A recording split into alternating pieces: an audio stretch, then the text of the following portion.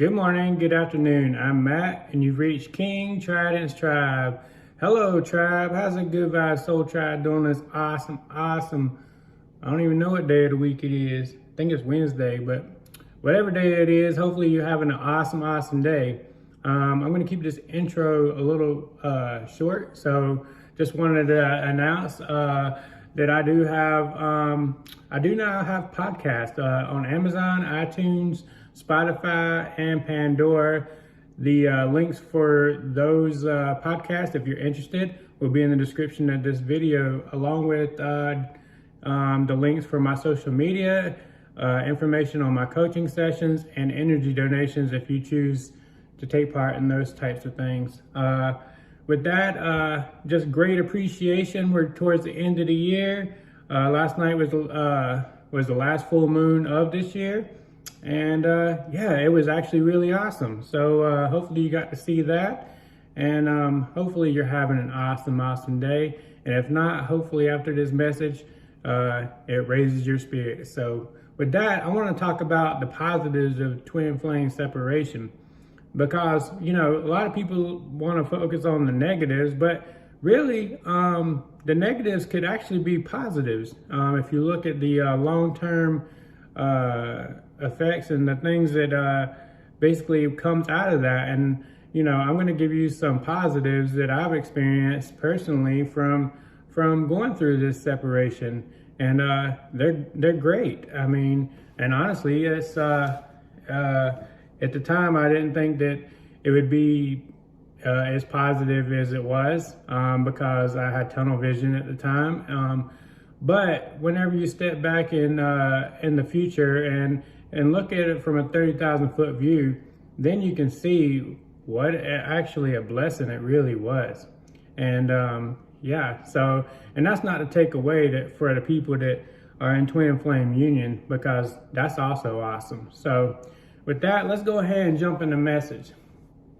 So this message is to provide a few positives and confirmation to those that I've experienced from my twin flame separation. So possibly the most important lesson that I learned from my twin flame separation was that the fear of losing my twin was a direct reflection of me losing myself.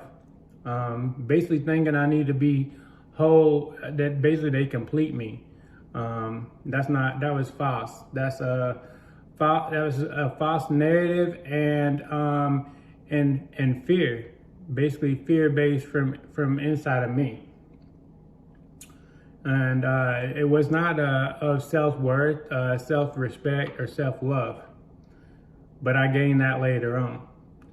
And basically I felt like I'd never meet another person like that one, like my twin. And that was low vibrational. It took an awakening, a dark night of the soul for me to release this connection to the divine. And guys, that's what's most important, is that you get to the point where you release it to the divine. It's a divine connection, right? So the divine is going to always do what's in the divine's best interest. And you just have to trust, have faith, and belief in the divine, and release what's not in your span of control, because it literally is not in your span of control. The only thing in your span of control in this connection, and any other connection for that matter, is yourself and completing your own inner work. Basically, I had to relinquish all control. And, you know, that was difficult. That was another lesson I had to learn, because I like to try to control things. You know, and I think most masculines probably do that. It wasn't long afterwards that personal healing began. I mean, it was probably, I don't know, almost immediately after my dark night of the soul that, you know, I had started doing some personal healing before my awakening and dark night of the soul, but true healing happened after my dark night of the soul. I felt emotions and feelings that needed releasing for almost all my life. Yeah, there's even like childhood wounds that needed to be addressed, and they weren't addressed until that point. And you probably might be experiencing some of these things. Not everybody's going to have the same experience that I have, but you know, hopefully this resonates with some of you guys, and hopefully it helps with your healing.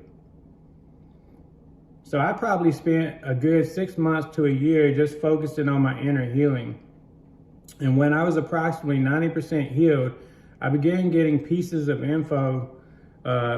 information to get me into my mission. So basically I'd have these videos that I would never search for, never knew anything about, pop up on my YouTube. And some people would be like, well, that's a coincidence. Well, there's no coincidences in the world.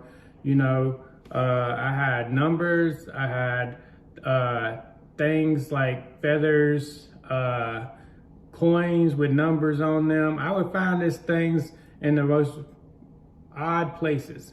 And it would happen repeatedly, or I would see like words that like, I don't know, twin flames, man. I never even thought about that before then. I never knew anything about those labels. Matter of fact, I thought twin flames and soulmates were the same thing at that time. But I would have all these things, you know, happen to me, and so it kind of guided me down a path, and then that led me to people that actually helped me get onto my mission. I also found that peace, love, and happiness is within myself. Like nobody or nothing is going to bring you peace, love, and happiness. If you're not experiencing that by yourself, then you're not going to experience that with anybody else. That's only temporary.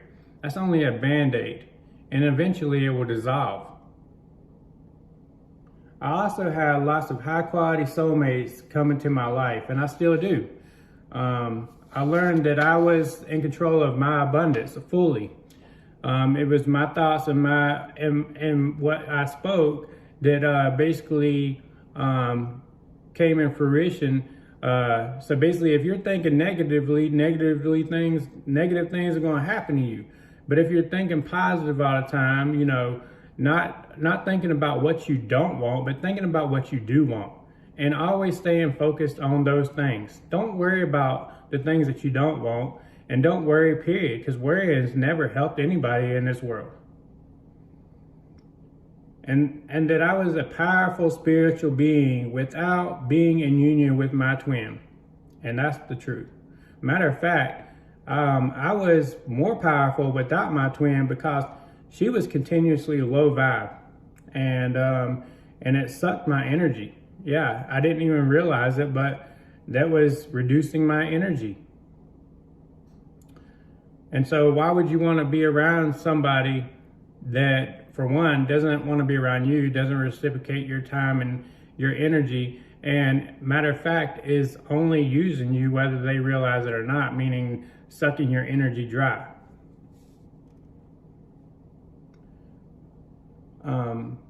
So you can't help humans that don't wish to be helped. So it's the same scenario is you might have a person that's an alcoholic or a drug addict in your family, and you really want to help them.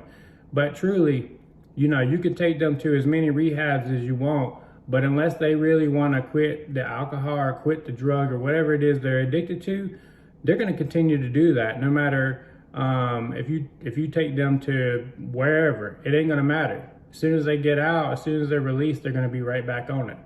And I know this from personal experience with people that I've dealt with in my own family.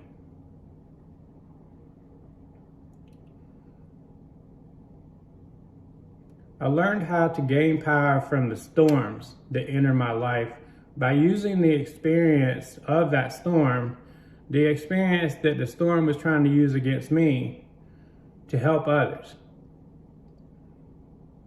That literally removes the power from the storm. If you want to know how to get through your storm, well, use that experience to help others. You know, not only help yourself and learn from it, but help others.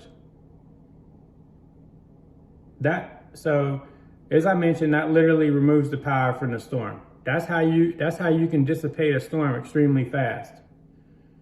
I become consciously aware internally and externally, which allow me to experience what makes humans the most unique out of any other species that occupies Mother Gaia.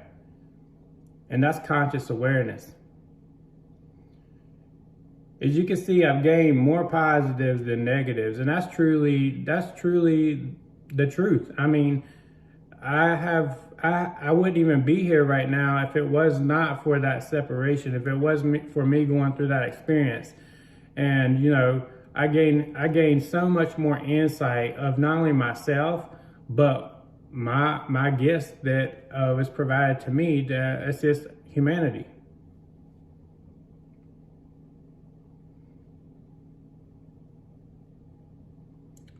The only part that could be a negative is that I'm not in union.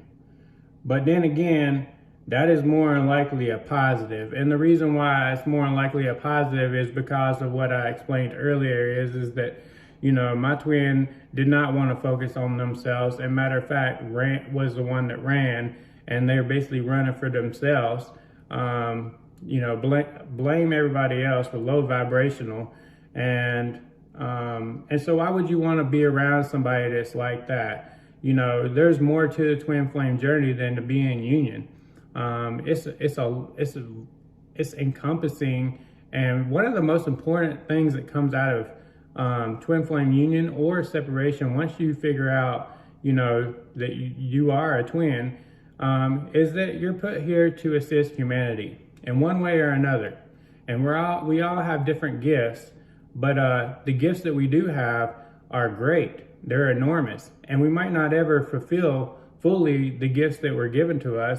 But whenever you do fulfill even part of them, I mean, look, I mean, I wouldn't even have this YouTube channel without going through these experiences, without experiencing separation. And, you know, just as I'm doing this stuff, you guys could do the same thing or something even greater. I have complete trust, faith, and belief in the divine. When you're able to do just that, the lots of doors begin unlocking. That's right, doors that you never even knew existed. Doors that were closed and locked become unlocked.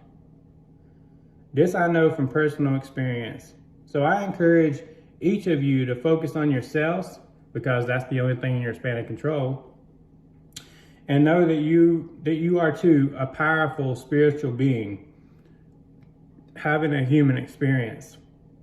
And with that, you guys, I send each and every one of you much healing, love, and light. And just remember, the three most important things in life is peace, love, and happiness. You guys have an awesome, awesome day, and I'll see you next time.